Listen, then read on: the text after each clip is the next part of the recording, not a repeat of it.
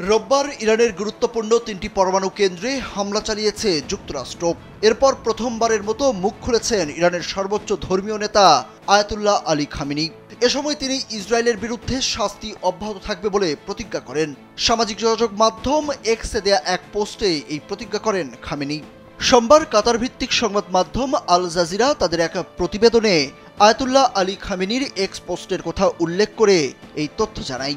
আল জাজিরার প্রতিবেদনে বলা হয়েছে, খামেনি ইসরায়েলের বিরুদ্ধে শাস্তি অব্যাহত থাকবে বলে প্রতিশ্রুতি দিয়েছেন।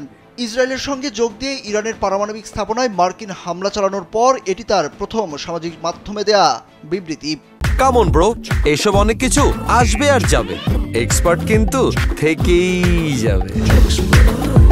সামাজিক যোগাযোগ মাধ্যম এক্সে পোস্ট করা ওই বিবৃতিতে তিনি বলেন, জায়নিস্ট শত্রু একটি বড় ভুল করেছে, গুরুতর অপরাধ করেছে, এটিকে শাস্তি দিতে হবে এবং তারা শাস্তি পাচ্ছে, এটি এখনই শাস্তি পাচ্ছে। পোস্টটির সঙ্গে একটি জ্বলন্ত ভবনের পটভূমিতে আগুনে পুড়ে যাওয়া একটি মাথার খুলির ছবি শেয়ার করা হয়েছে। এটির উপর ডেভিড তারকা চিহ্ন আঁকা হয়েছে, যা ইসরায়েলি প্রতীক হিসাবে পরিচিত।